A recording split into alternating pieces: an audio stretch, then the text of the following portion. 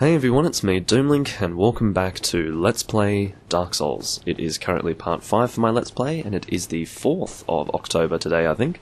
Yes, it is the 4th of October. I'm glad that I can remember that yesterday was the 3rd, and that today is the 4th. That is a positive start to the video. But anyway, this is Oswald of Karim. He sells some interesting items. One of the most important things that this guy has is Request Absolution. Because if you accidentally hit some NPC in the game, and they stay aggroed at you, you'll be able to go to Oswald of Karim, who will always be here, and select Request Absolution. You have not sinned. When you do hit a friendly target, that will count as sin, and then if you remain sinned with that guy, I guess if you... I'm just trying to think of it in terms of like a status that will be on your person. If you go to Request Absolution, that will be removed from you, so that's really good. And you also have the option to just abandon Covenant, so you don't actually have to go and join another Covenant to abandon one. You can just abandon and then have no Covenant. That's the idea of the Abandon Covenant button. And then also you have Purging Stones here, which are very useful. Indictment is just kind of useful if you're playing online. I'm not doing that. Book of the Guilty is a little bit, you know, I don't know. If you're interested in that crap and you're playing the online, then feel free. I just couldn't give a shit. Purging Stone is very useful if you do have Curse. I do not plan on getting Curse. That's a bit of a new player thing, getting Cursed. As long as you understand what Curse does, you will be keeping the hell away from it. It's not a very good thing at all in this game. You will have your health bar halved, I believe, or it could be even further than half. I can't really remember now. But it's not good at all, put it that way. One thing that we need to do right now is get around 2,000 souls so that we can purchase the Crest of Artorias, and essentially what we are going to do to acquire those souls is just farm this area, specifically the Boulder Knights, and that will be useful because they of course drop Titanite shards, so I'm glad to see that they are still alive, so we're going to go and fight them now. I'm just going to be nice and careful here because I do recall a previous incident where I did die foolishly to these guys while doing the same attack. Now you are not someone to underestimate, I will say. I mean, clearly these guys are going to mess with you if you're too aggressive unnecessarily. These guys do have the ability to Estus heal, which is a negative, but you can see that I've already acquired a decent number of souls right there. You know, a bit over 500 souls in total just with that one confrontation. You know, most of these other people are dead at the moment, so...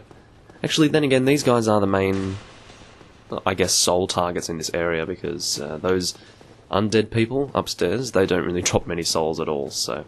Yeah, I'm just going to maybe come down here. That's right, there is an item here that is actually quite important. I think it is the basement key. Now, that is an essential item for continuing through this game. I don't think... I mean, let me try to remember. It's not the key to the depths. That's right, the basement key is for accessing the Capra Demon, which is, to my memory... In fact, it definitely is. It's pretty much a requirement boss. Otherwise, you won't be able to get the Large Ember, and the Large Ember is indeed required to increase your weapon level over 10. And that's just kind of, you know... Imagine if you couldn't do that. Actually, I think it's even worse than that. I think if you... No, you're not. No, you're not. Stop it! See, now this is, I mean, this entire thing that happened right there, or that entire thing that happened, that doesn't really have much relevance to us, like him coming in here and pulling that lever. If we're coming through this area from that direction, that's going to matter, because it's a lot easier if we quickly run through here, jump off that bridge and go through this before he can actually pull that lever. So if you are coming through the opposite direction, keep in mind that as soon as you enter that area, that stupid undead guy, his priority is jumping off that bridge and coming over here and pulling this lever. You need to get in here before he does that, because otherwise we'll be going a long way around, which is kind of boring and not fun and not necessary. There is an item that I think you can pick up over there by going that way, but I don't think it's a necessary item. Sometimes it's helpful, sometimes it's not. That's my memory of it. But anyway, what I'm actually going to do is go off camera for a moment here and just collect the souls that I need. These guys are still alive and I totally forgot. So I'm going to go and kill them now. You are still alive, you need to stop being alive. You're technically not alive, I do realise this, but you know, you're alive enough for me to be able to kill you again, so that means something. Hollow Soldier Helm. I wonder what that is, well, defense-wise compared to what I currently have here. Just out of interest, I want to have a look. Okay, so it's only 2 points less than what I currently have, but the point is that what I currently have does, you know, serve us pretty well as far as defense is concerned. But anyway, I will see you guys back here when I... Actually, I probably won't even do the soul farming on camera at all. Like, I was thinking maybe I would cut until I'm fighting the Boulder Knights again, but I don't think I'll do that. I'll just do the entire thing off camera, and you guys will see it once I... Well, you'll see me again, rather, once I have these souls that I need. See you guys at that moment. Now, what I just picked up there was the Boulder Side Sword. Now, that is a weapon that I do rather like. It's one of my more favourite... It is indeed one of my favourite dex weapons to use. It's just a really fun, just general weapon. I'll show you the attack pattern of it. I really love this attack pattern. It's very nice. It's nice and fast, and it does good damage. This pierce is part of why I love this weapon. Any weapon that has a good pierce attack, or rather RT, is a weapon that I want to use. So it has a nice fast RB and a piercing RT. This is an excellent weapon to use, and you know what, I'll probably end up using it simply because I don't often pick up the Boulder Side Sword because it doesn't really have a high drop rate to my memory. So yeah, I'll definitely make use of that at some point, but for now I will stick with the Greatsword. Alrighty, now we have the souls that we need to get the Crest of Artorias, and I know that some of you guys are thinking, oh wow, that's such a huge waste of souls, you know, you have all of these souls that you could use to level up, and you're purchasing this item that's so expensive. I mean, what a waste, you could have leveled up to, like, you know, a huge level, but no, we don't actually want to be greedy. We need this crest to get a lot more than 20,000 souls, don't you worry about that. So ultimately, it is way worth it, and I don't really want to say way worth it, I sound like some really trendy teenager when I say, way worth it, man! But, no, what I mean to say is that it will definitely be worth the purchase, because, ultimately, it's an investment, and the return of the investment is going to be far superior in size, or rather far greater, I suppose. But anyway, I'm not really getting my terms down very well, am I? But the point is that as we continue in this direction over here, we will have more tree people to fight. And you can see that we're not really doing too much damage to them at this point. That's because this area is a lot more high level. These trees will need to die. I'm just, you know, getting some distance, that's all. They're following me pretty closely at this point. I'm going to go with this attack here. I'm only doing 92 damage like this, and I'm playing awfully, actually. I'm just poorly timed. Look at you doing that. These fucking tree people, man. Look at you doing this. I can't stand these tree people. Just stop it. Okay, I was hoping to hit them both here. Okay. You're dead. Die, thank you. Tree Person, the sequel, is also here, ready to die. And they do drop useful items. You'll be able to see Blooming Purple Moss Clump. There are also just regular moss clumps, and also blood red moss clumps. So here we go. This is a bonfire that you can possibly miss, but it is definitely an essential bonfire. Now, what I'll do is not rest at it. It's probably not necessary. We're going to press A, of course, and open up this area. This is a door that leads to the Darkroot Forest, which, as I did mention in the previous video, is an area that is pretty much required of us to enter, but not now. Definitely not now. This is not a required area at this stage of the game. This is going to be a required area much later on. However, we can enter it now.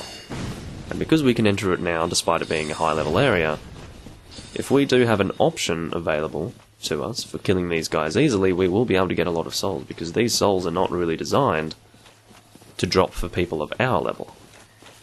But anyway, this is pretty much how you get a lot of souls. This is the soul farming technique that I was referring to. This guy is the outlier. He often makes this a little bit difficult. I think the assassin didn't end up coming. Or maybe he did, I didn't really see. Let me see if he is still hanging around. I'm not too sure. I can see that it is not the assassin, but... oh no, it is the assassin. Well, you're an asshole. I'm gonna backstab you. I might be able to... yeah, you can see how much freaking health this guy has, or rather, what a small amount of damage I'm doing to him. But you can see I'm very quickly getting my souls back here, which is very good.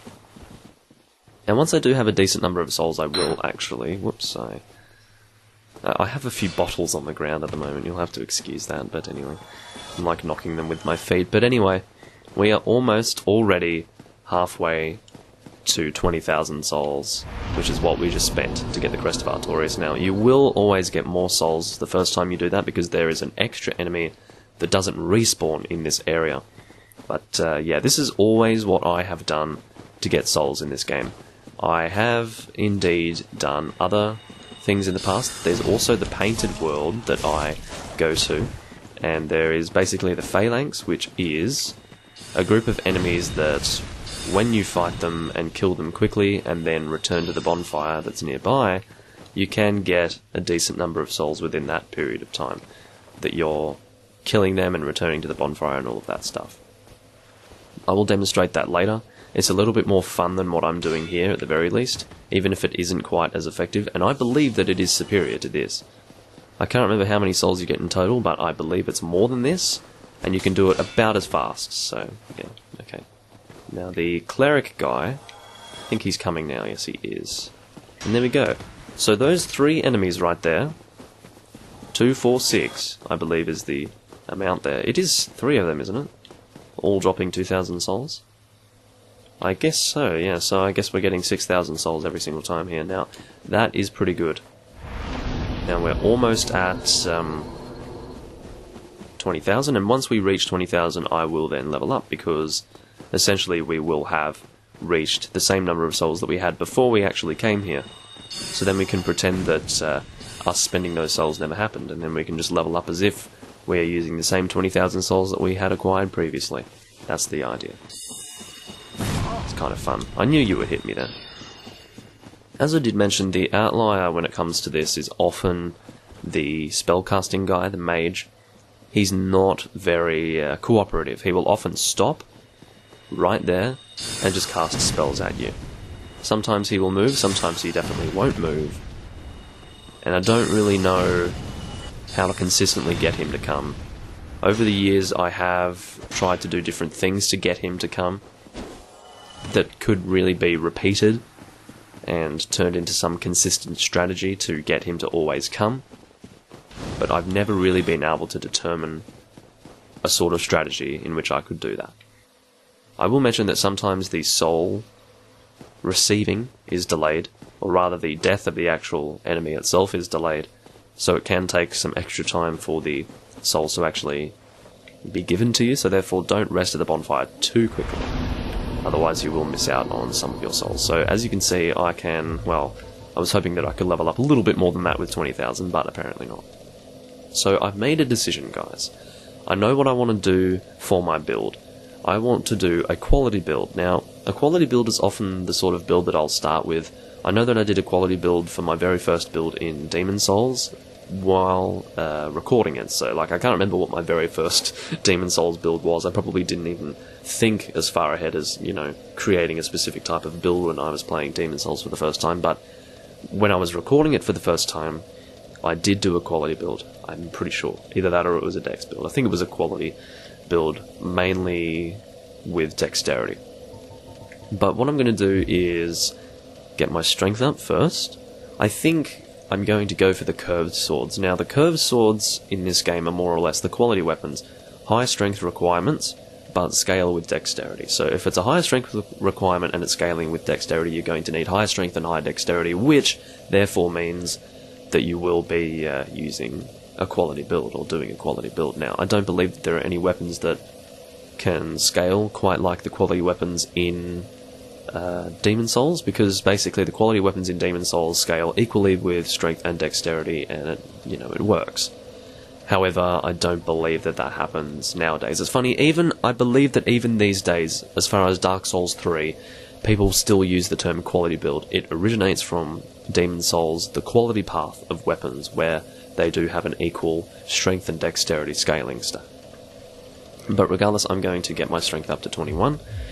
And I think I might try to kill Shiva of the East, although I'm not too sure. Maybe what I'll do first and foremost is try to level up my Great Scythe first. I think that could be a plan.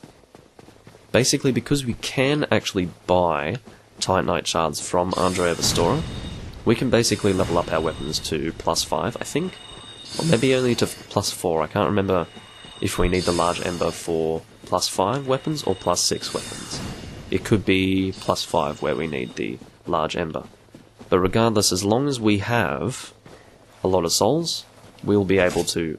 That was not what I wanted. For some reason I pressed RB instead of LB.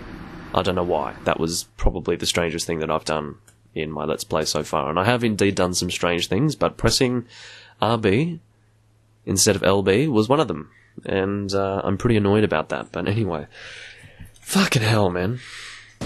But yeah, about the Boulder Side Sword, I may or may not use it. I just had a feeling that I wanted to use Curved Greatswords in this game.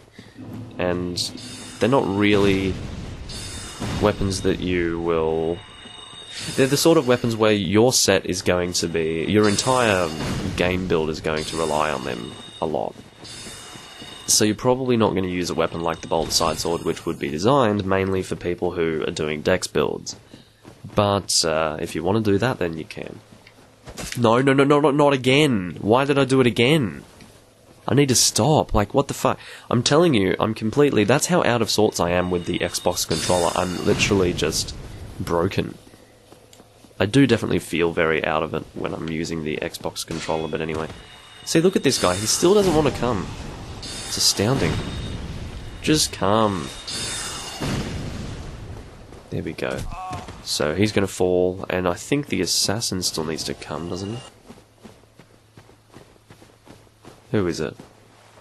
I don't believe they're all here. Damn it. Well, as you can see, it's not always good.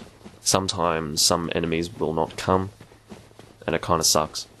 But anyway, what I think I'm going to do is get a few more souls, level up the Greatsword, because I am going to need souls to level up the Greatsword regardless, because I do have 5 Titanite shards, which isn't enough to max my level up until the point where I need large Titanite shards, but at the very least I do also need souls purely for the upgrading with Titanite shards.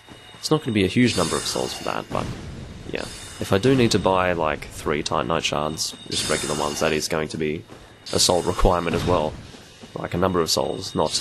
you know what I mean by that. Soul requirement does mean something different actually, but in this case I mean, you know, money requirement almost. But anyway, I will see you guys when I have acquired a few more souls, and then we will upgrade the Great Scythe, and then we'll go give Shiva the East a shot. Try and kill him. I'll see you guys then.